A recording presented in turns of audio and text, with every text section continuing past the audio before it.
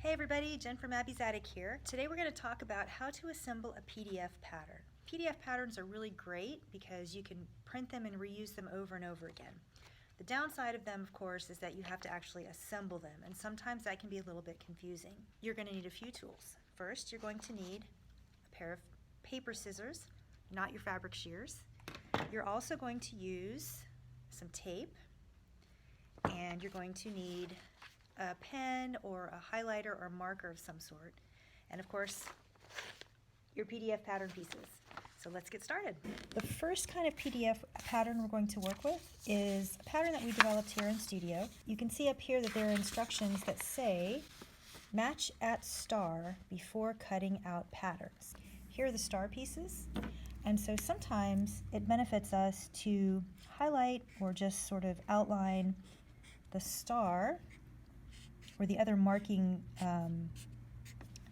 guidepost that you have so that you can line them up. So we have to match these stars together like so.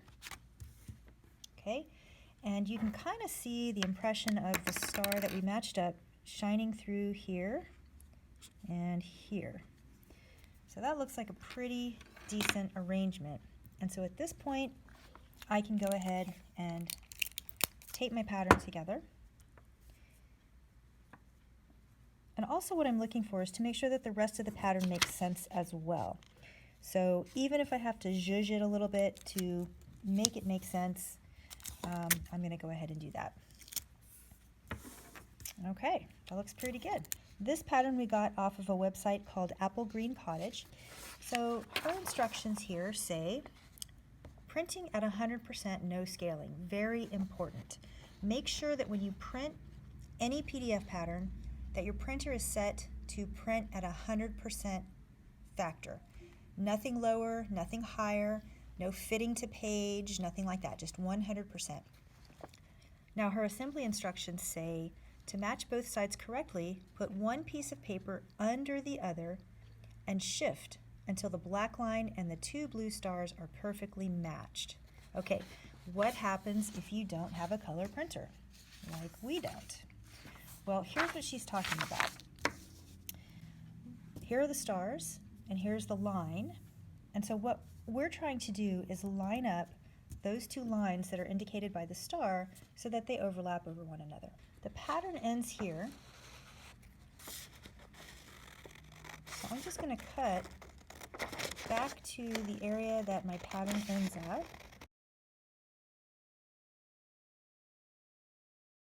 Okay, so now I have two shorter versions, and so what I'm going to do is overlap these two guys until my stars match up, till the lines match up, and everything looks pretty good. Now sometimes we cannot see these lines showing through the top page. I mean, you can kind of see it here, but life would be so much easier if we had a better way. So if this is a little bit difficult for you, you can actually pare back even further and cut right down the center of your indicator line, your matching line, best as you can. A little bit of error is not so big of a deal. But you see that I've cut that star perfectly in half there, right? So now I can match it up pretty easily, like that. I'm going to match it up, and I'm also looking to make sure that these lines match up and these lines match up. That looks pretty good. Yeah, I'm gonna go with that. And then same thing down here. We'll just shift this up, making sure that my indicator lines match. And then of course the important lines on our pattern match, and then you can cut the rest of the pattern out. The third version of PDF pattern assembly is what you guys are here for in the first place, and that is assembling PDF patterns from one of the big three, so McCall's Butterick Simplicity, or even Vogue or Berta. I've just printed out two pages that are supposed to be right next to each other, 6 and 7. I have 3 different patterns going on here. So I have a pattern piece called number 4, I've got a pattern piece number 12, and I've got a pattern piece number 20. But I still need to make sure that all of these pages are lined up. These marks right here are your guide points, all right? And so they have to be overlapped right on top of one another. You'll even have some over here as well, and you may have some down here. This particular project is, I think, a pajama pants project, and so it's going to be a very long pattern that we have to assemble. We're going to trim back this extra piece here. However, you'll notice that the indicator symbol is inside that cutting line. So as long as you don't cut that symbol off, then we are in good shape.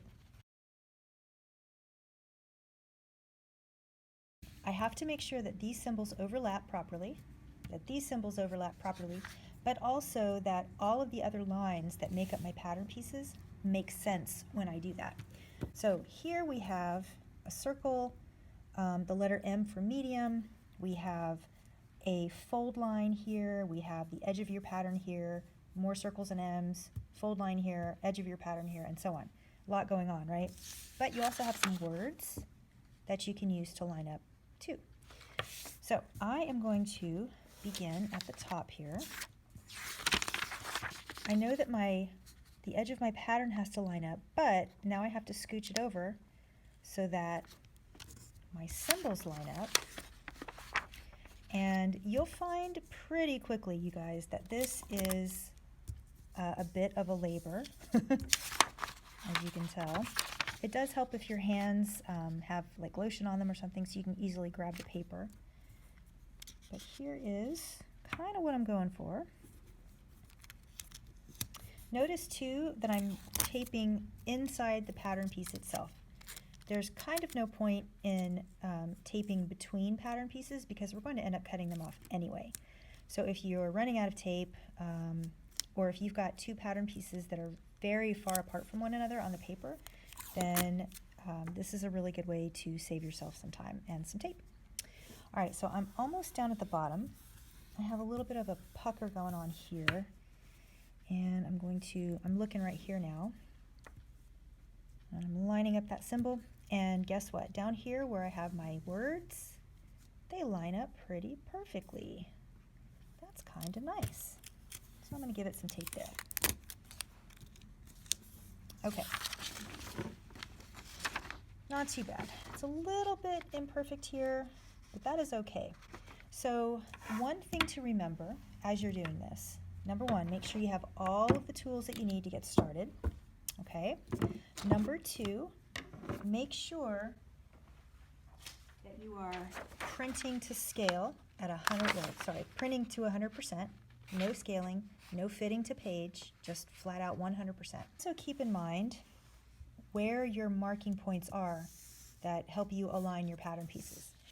If you take your marker and you trace the outline of the pattern piece that you intend to cut out, this also makes it a little bit easier.